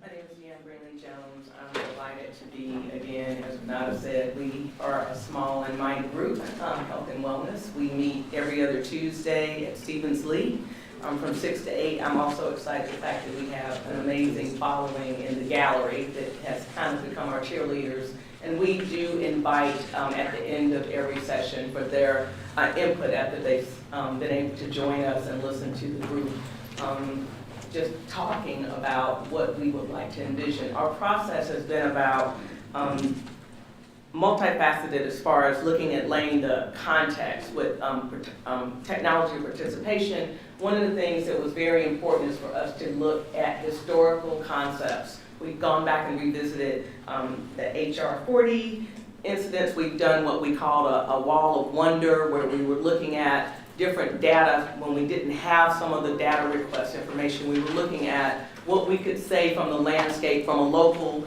national, and state area, what that looked like when it came to health and wellness. And we also were able to look at, with data sources, a lot of data, to look at how North Carolina in particular has a horrible history in a lot of ways along health and wellness when it came to Jim Crow, when it came to eugenics. Many of those things we put in perspective to look at the context of it, and then going back to asking the groups, what does victory look like when we look at what we wish to accomplish, whether we're talking about what would we do if we knew we could not fail? What does it look like if in 3 to 5 years we could have some of the things in place around reparations and health and wellness? What would those things look like? So honestly, we've done a lot of work already with foundational recommendations. A couple of big ones are based upon data, again, looking at birth rate data, looking at the history of African American hospitals or treatment centers in the area, whether or not those are in existence anymore, they used to be. We have a member of our team whose mother or grandmother was a doula, was a midwife. Can we get statistics around that supporting birth rates and other instances around health data that would also influence the recommendation? So when we were also looking at some of the recommendations, community health centers, the fact that we would like to see community input along those lines, and this being a very equitable process to have community voices represented, what does that look like? Also, when we talked about, again, the tenets of 3 to 5 years, access to free health care for those who have not had it before. And when we looked at historical concepts, we looked at how initial and after Reconstruction, there were also instances where health plans were for veterans who were non-Black. Then there were compromises and proposals for how do we do that for African American men after Reconstruction. So we're trying to bridge the past with what we can see possible in the future, and some of these things are going back and us revisiting those. Educating, and Amir's talked about education at large, is a huge one, because we also acknowledge, as we've talked in our small groups, about how much exactly does the public know about health and wellness and the harms done. Again, we went back also to looking at the harms and the risk, but also we assumed that everyone potentially was harmed as we went back and looked to the reparation documents about what those harms were. So we are very active in meeting and just excited to work also with everyone and documenting that process. And so you'll have more coming from the Health and Wellness Committee soon. Thank you. Who is your spokesperson? I'm sorry? Your spokesperson? Oh, sorry, Dr. Tamari Macon, yes. And, you know, I just wanted to piggyback on a question or comment from one of the commissioners earlier. It would be great if we have some of those guidelines as to when you might want our spokespersons to comment so that they can prepare and be able to answer those questions, and a deadline for those recommendations, because I know my group and everybody's group, they were working feverishly with initially an October deadline because of elections. We are kind of ahead of that to some extent, but we wanted to be able to go back and revisit to make sure we didn't leave anything out when we talked about food insecurity and other things affecting health and wellness. So it'd be great to have some of those foundational guidelines for the group. Okay. Thank you. Just so everyone knows, to answer one of her questions, each spokesperson, each group at each of these bigger commission meetings will, from this point moving forward, report out to the commission. Your spokesperson will speak at each of these commission meetings and report out. No, we need to move to the next. I'm sorry, we kind of crashed on time. Give me 1 second. Tashawn Johnson, housing. Hello, good afternoon.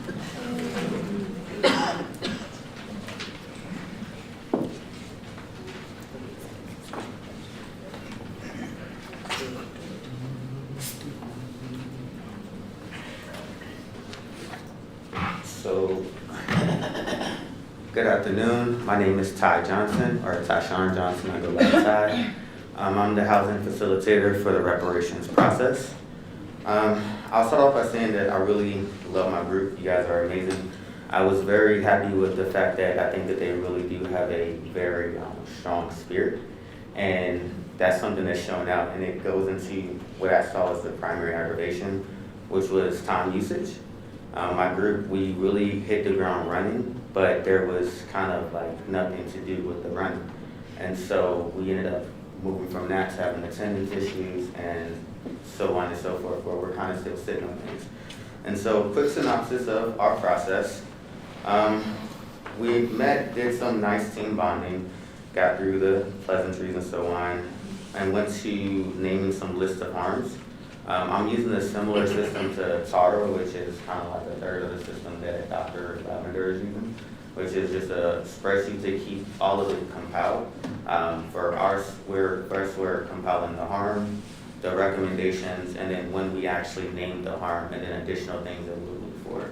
So the list of harms are miseducation, tax burden, elderly Black community, historical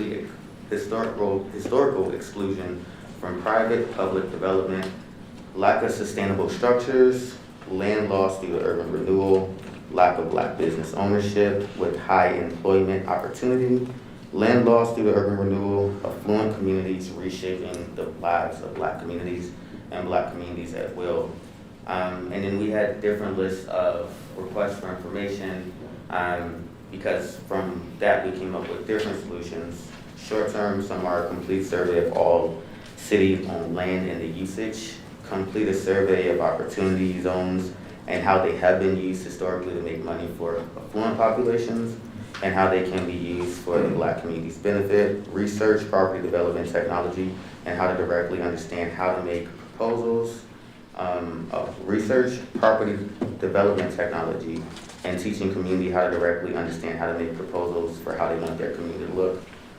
Research if Stevens Lee and other properties can be returned to the community. Research how to educate the community on what powers they have to communicate with local government. Research the impact of developers on segregation in the Black community in recent history, and research ways to help people understand credit, debt, and other issues. In the sense of long-term solutions, the main ones have been focused around ageism, so offering solutions that give incentives or some type of credit for elderly Black Ashevilleans, Americans, who are facing these issues of rising tax without rising income. A sustainable education apparatus. This is something that's been highly stressed, is that nothing really matters if we don't actually have something to be sustainable and educate the youth, plus the middle age and older people on how to actually utilize these tools, and it goes back to the harm-based education. So our group we had a very hot start. I really love my group a lot. I love you all. I'm grateful to be working with you. Our scribe is Auntie Mildred Nance Carson, and our spokesperson is Auntie Babette. Yeah. All right. So, as I said, this will be with the spokespeople, the standard moving forward of how we will conduct these meetings when it gets to the IFA. And so now I'm going to turn it over to Dr. Mullins. This is actually a response to a survey, comments that were made asking for more voice from our vice chair. We are paying attention. We're trying to pay attention. The new business that I'd like to place before the committee is in your packet. Because of time, we won't be able to discuss it, but it's titled, the headed is Recommendation for Immediate Action from the Reparations Commission. It's one sheet. The subtitle is Stop the Harm. What I did here is with Joanna Little, what I did here is take the comments from our speakers, from NARC, from INCOBRA, from Professor Garrity, and combine it with expectations from the United Nations Declaration of Reparations. And all of them agreed that before any further action can be taken, there must be a stoppage of the harm that is actually injuring the parties. And so I'm asking you to consider reading through this and with comments, amendments, if you could circulate them to me or to facilitators or incorporation, and we will discuss this at length in our next meeting. I'm sorry? Yeah, so if you could read through this, I would certainly appreciate it. Get your comments to me. Mr. Chair? Yes, yes. We had started something about an hour ago, which had to do with the timeline and explanation of reparations. We got away from it, and we never got back to it. So could I please hear that? Or could the group? What are the like immediate, long-term, short-term, the dates, whether or not we've already missed a date or what? That's all what I'm interested in. Now, the immediate recommendations were driven by, or at least the introduction of those was based on comments from the commission. And the timeline that we had in place was that, we would target for immediate recommendations to be delivered by October. If there are some that you all want to put forward. And the criteria that we at least touched on in June was that it was based on the time sensitivity of the election. That was really the primary definition of an immediate recommendation at the time. Folks wanting to make sure that there was an opportunity to put those forward before the next election. Short-term recommendations, our timeline currently has those being completed at the end of March. Medium-term recommendations at the end of August, and long-term recommendations we're looking at the end of January. I will say, based on some of the feedback that we have seen in the survey and also more anecdotally what we're hearing from our facilitators, there are some questions about how this is organized, breaking it up as short, medium, and long-term recommendations, some concerns that that feels like an unnatural process to some degree, that folks may want to look at a different recommendation process where you all have the opportunity to look at all of your recommendations near the end of the process and look at categorizing them accordingly, because some have indicated that they may not want to put forward recommendations for funding, let's say a short-term recommendation, if a medium-term or long-term recommendation turns out to be more important. And so wanting to make sure that you all are able to make more fully informed decisions. So some of what we were looking at in October are really a lot of the areas that you all have been talking about, the data requests, looking at the timeline, and still going over some of the data and the input to make sure that we have the right process in place. So you'll hear more about that, but that is the current timeline that we are marching against currently. So we have a copy of that? Yes, this was It's in your binder. Yeah, it was in the August 15th. We don't keep that. Oh, yeah, can we get, they want a copy that they can We'll take send with that them. It's difficult to link. There's So, links. I just have a question, because recommendation, like request for data has been a theme today. And so do we need to make a recommendation that a formal request to city and county officials so that they can bring it down and get us what we need in order to move this process forward? Because it seems like it's a hindrance for several other focus groups. Seems like that's a project management issue. Yeah, let's I'm not, it really does. It speaks to whoever's driving the process. The city and county are the repositories of this data, and even the federal government, but that comes down to project management, and that is as far as the subject matter experts and the IFAs or whatever, those facilitators. So if they've been prescribed to do adequate project management, they should go ahead and execute. And if for some odd reason they are resisted, then I think it should come back to the commission. Absolutely, yeah, absolutely. We're running short of time.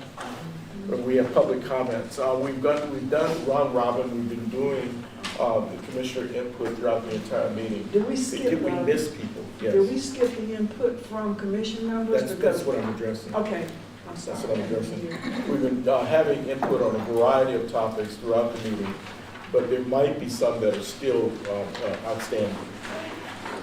Are there other comments that need to be made by the commissioner? So we've heard a lot of people have concerns about data, but I think that for future agendas, we need to talk about consistencies and strategies for community engagement, as well as for action and recommendations. I know we've gotten that early on. We were talking about how to make recommendations, but it seems like most IFAs, as we've now adopted, that we have the different groups, that we need consistency among how we're going to go about engaging the community, inviting community to our meetings, to our IFA groups, and then essentially how we as a group are supposed to consistently make recommendations and actions, because we've all shared tonight that it sounds like everybody has their own different theme about how that's supposed to be done.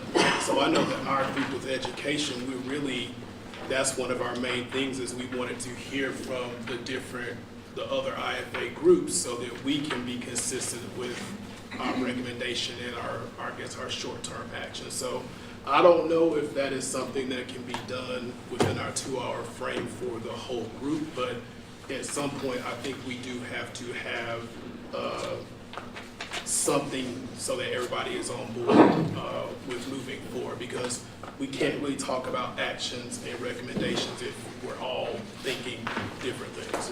And I think the project management, again, will address point well taken. Thank you. Other comments? I saw that there are 3 hands. Yeah, I've spoken with a number of different commission members and members of the community, and it appears that specific Black communities have already developed plans that haven't come across the table of the commission at all. So I would ask that those plans for community development that Black communities have already developed prior to the forming of this commission be brought before the attention of the commission. If that's already been done, why recreate the wheel? And we should table that for immediate recommendations. But I think that should be part of the process of us determining what those immediate recommendations are, kind of digging into the wealth of the community as to what they've already done work for. So I would hope that we can bring that to discussion eventually, hopefully soon, hopefully immediately. And I know more people at the table are more versed in it than I am, so maybe they can speak to it. Shiloh, Burton Street. Shiloh, Burton Street. There was a third. Eastern Valley. Eastern Valley. We probably, those plans have been drawn up there. Yes, and they're public record. Yeah. Plan on the page of the city. It's easy, it's just look it up, it's on the city website. It's nothing that you can't get, it's public knowledge for all of those that have been adopted. Thank you. I just want to say a couple of things, and I'm going to be pretty fast. Thank you for the opportunity. I just want to say that Deborah Clark, Ms. Jones, we do appreciate everything we've done. It may not seem like it sometimes. Some of us are fairly stoic like myself, but it's all just part of just trying to get this thing done. First of all, I just want to say that there needs to be some ethical guidelines set up. I do know that there are certain folks who are like me, who have declared conflicts of interest because of our work with community-based organizations, like Eagles Wings Community Development Corporation, which is an affordable housing provider and also a provider of training and technical assistance for ethnic minority businesses, incorporated prior to the reparations process, but also in conversation with city and county government per funding and with programs. And so going back to what was just said about the neighborhood groups, there are other groups as well. So if you're going to consider neighborhood groups, there also are other 501s and C3s, 4s, whatever, that have should have equal footing with that. Then that brings me to the point that there are a lot of very valuable people in this room. And so we made a statement the other night, I think, that it was much like George Orwell's interpretation of Animal Farm, that all the pigs on the farm are equal, but there are just some pigs who are more equal than others. So it would be good if we just valued everybody and just not because who we think people are. We have some very smart young people in this room. For instance, we brought up a point of information about Ms. Waters and others who are economic development subject matter experts appointed by city and county government per her experts, but left out of the spokesperson process. What happened? How are you going to address that? If it's been mandated by city and county government that they have subject matter experts that were appointed, then what part do they play in the process? They're not even spokespersons. The other thing is, of course, I've asked our city attorney to provide some 2018 ethical rules because we've seen how large groups like this, along with other boards and commissions, have acted with insider information. And if you have a conflict of interest, such as I declared mine and I intend, that means that I can't vote on the votes that come out in the bigger commission because I declared mine. But others who have them need to also declare equally.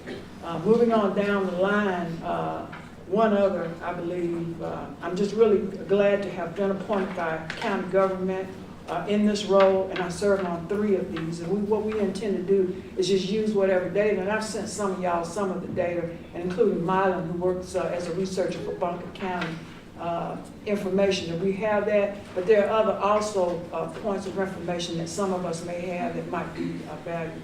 But I just really wanted to say that I am concerned about the data and also the very top-down nature of the process as has been. We need to become much more democratic and involve people, especially black folks in Asheville. We tend to defer to folks who are not from here, who really haven't suffered the way that a lot of us natives have. And a lot of them are very discouraged by this entire process and don't believe it's going to work. So I do want to prove them wrong. And also the need for data is something that we just cannot afford to be without. There are people who are waiting to sue the city, and our case is strong if we do have data. The last thing, very last thing, is the fact that reparations, this is not a real reparations process. Truth is so important when you're trying to come to reconciliation. There can be no reconciliation without truth. And this is not full reparations because there are no direct payments. It is divisive. I just want you to know it. I'm just going to tell the truth, and y'all do whatever you want to do with it. But it is divisive. I think, when I heard y'all use the term reparations, I said, what are you trying to do, set it up for failure? Because you don't get it. I mean, it worked with the vast monument. Sometimes the loudest voices are not always the wisest voices. They're not. You disassemble that monument and the city's incurring costs right through now. And I just wonder how many millions of dollars that is right now that we could use in this budget. So I ask that we, and you may not even want to do it, it doesn't matter to me, but I do want to raise the issue that you are calling something that the black community in Asheville, the local community, is smarter than you think. They said they don't have the bandwidth to pay us reparations, and they're right. That's a federal action.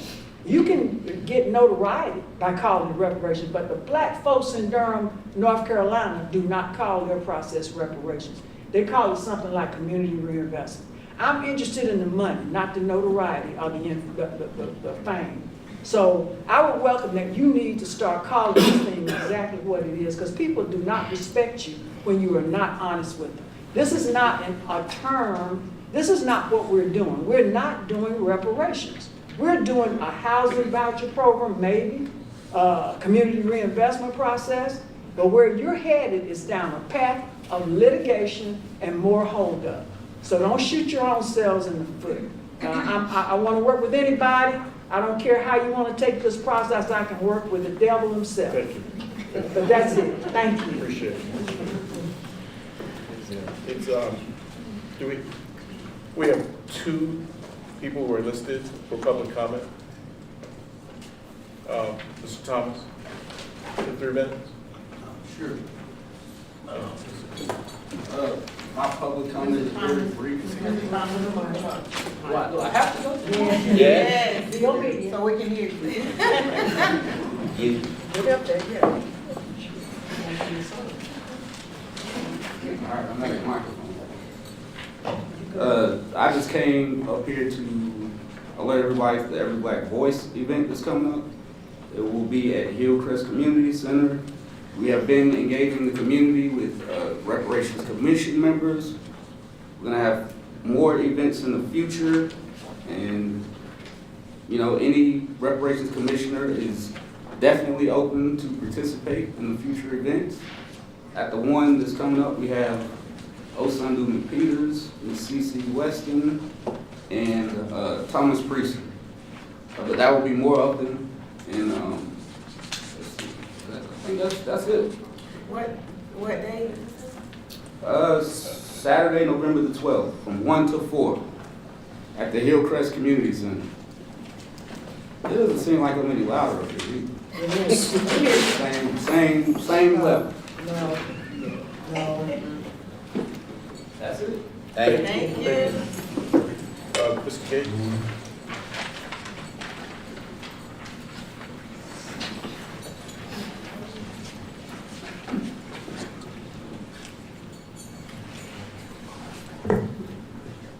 Well, good evening, Chairman and Vice Chair and the Board.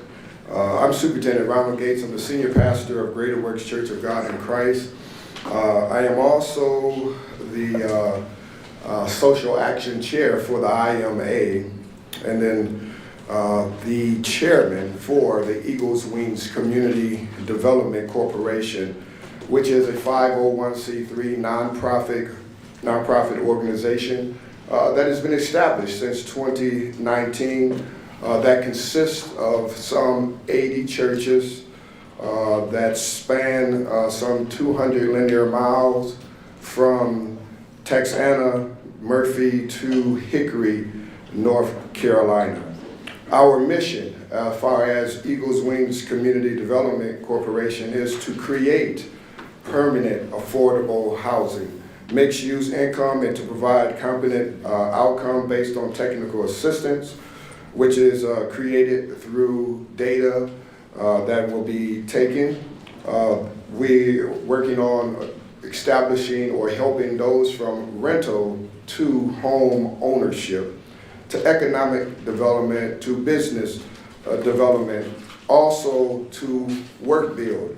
And Work Build is a collaboration that we're working with Grace Mar out of Charlotte, North Carolina, to stimulate trade from plumbing, electrical, carpentry, and masonry.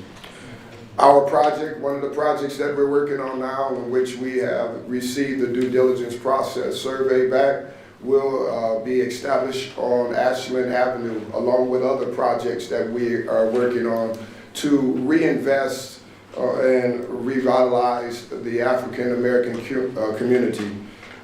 We have partnered with First Bank to Buncombe County, Dogwood Health Trust, the List Corporation, which is out of DC, that stimulates and help build African American development corporations as ourselves, along with Carl Harrison and his association in regards to establishing homes and mixed use. We are here, amen, to bring to your knowledge, we sent a letter, amen, back on August 19th, and did receive a reply from Ms. Merritt. Thank you for the reply back, that you did receive the letter that we sent to the commission. But we want to just make sure that you're aware of our work that is here. We're looking forward to, and however that looks like, to partnership with you. So thank you for this opportunity to share. Thank you. Thank you.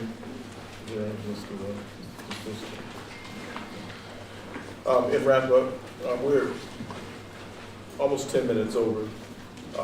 I'd like to acknowledge and thank Harrison, but also our caterer, Charlie King. So, all of us barbecue, all right. Thank you very much. Thank you very much.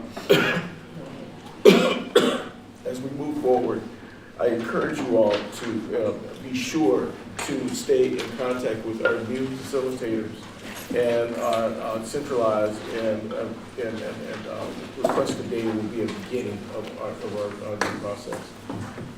There's no objection. Just want to let everybody know to take your notebook with you and bring it back. You will be responsible for it. Take our notebooks.